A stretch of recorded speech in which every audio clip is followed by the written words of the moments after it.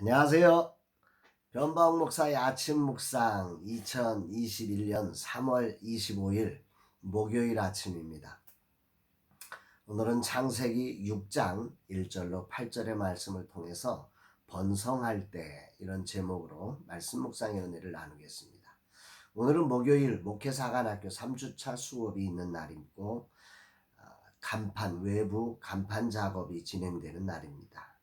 진짜 목사를 향한 뜨거운 열정으로 코로나 시대에 마스크를 쓰고 가림막을 하면서 그래도 변화를 꿈꾸며 달려가시는 우리 사관생도들에게 하나님의 놀라운 은혜와 평강과 기름 부어주시는 축복하심이 넘치시기를 간절히 소망하고 기도합니다. 아울러 수고하시는 우리 사관장님과 모든 강사님들에게 주님의 이끄심과 축복하심이 함께 하시기를 기도하게 됩니다. 라마나의 스페이스 R 공사의 최종 막바지가 참 영적 전쟁이 치열한 것 같습니다. 얼마나 하나님이 기뻐하시는 일인지를 새삼 많이 느끼고 있고, 또 반대로 그러기 때문에 사단이 얼마나 이 일을 치열하게 교묘하게 이렇게 꼬이고 힘들게 만들고 있는지 뜨겁게 느끼고 있습니다. 하나하나 원하는 대로 진행되는 게 하나도 없습니다. 너무 긴 시간에 걸쳐서 진행이 되니까 이젠 솔직히 제가 지칩니다. 후원자분들은 정말 제가 생각할 때는 300% 이상으로 우리 후원자분들은 열심히 함께 해주셨습니다.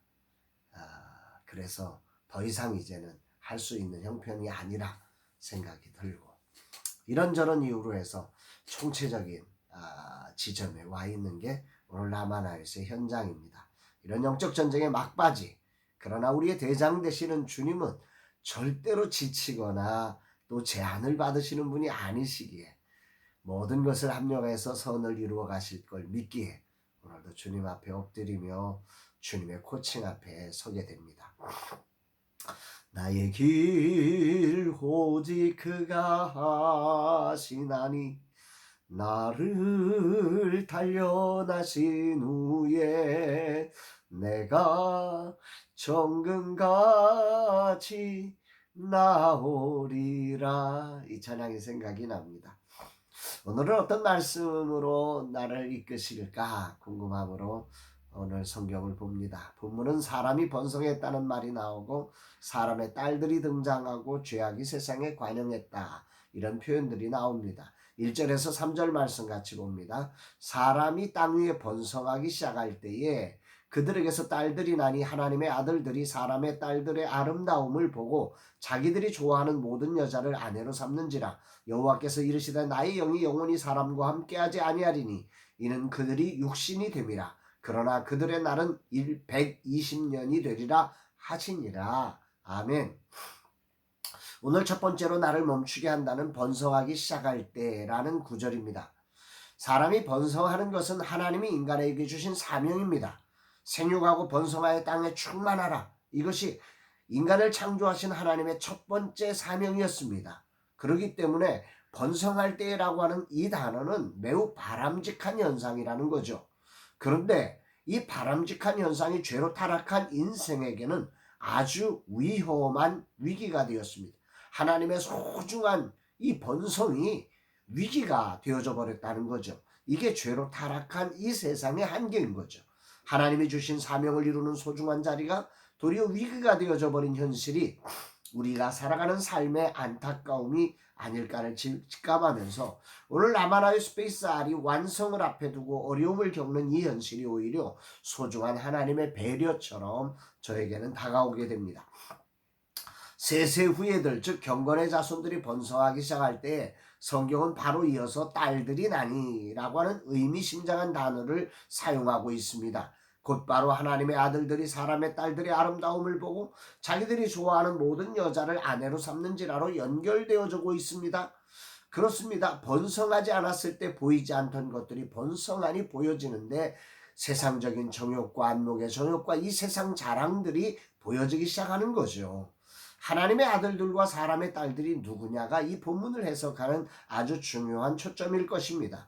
여기서 하나님의 아들들은 셋의 경건한 후손들을 말할 것이고, 하나님은 하나님을 예배하는 하나님의 백성들을 상징적으로 표현하는 말인 거죠.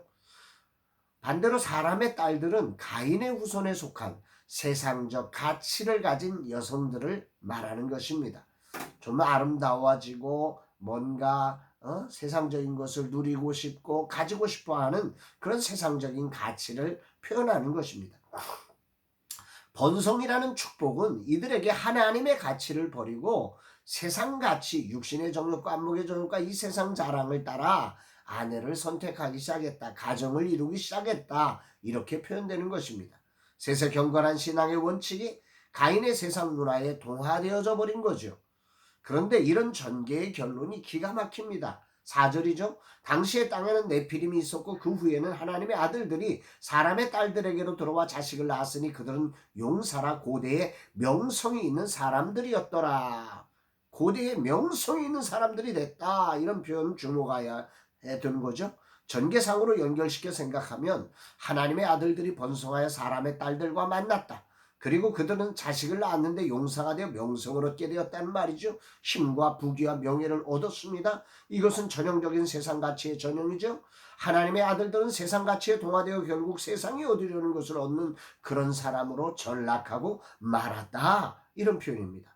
그래서 이런 세상을 향해 하나님은 근심하시며 한탄하십니다. 5절 6절입니다. 여호와께서 사람의 죄악이 세상에 가득함과 그의 마음으로 생각하는 모든 계획이 항상 악할 뿐임을 보시고 땅 위에 사람 지으셨음을 한탄하사 마음에 근심하시고, 분명 번성했고 힘과 부귀와 명예를 얻었는데, 그래서 잘 사는 것처럼 보였는데 하나님의 관점에서 본 세상은 죄악이 가득했고 마음에 생각하는 모든 것이 항상 악한 것이었다고 하시는 이 말씀이 매우 큰 울림으로 다가오게 됩니다.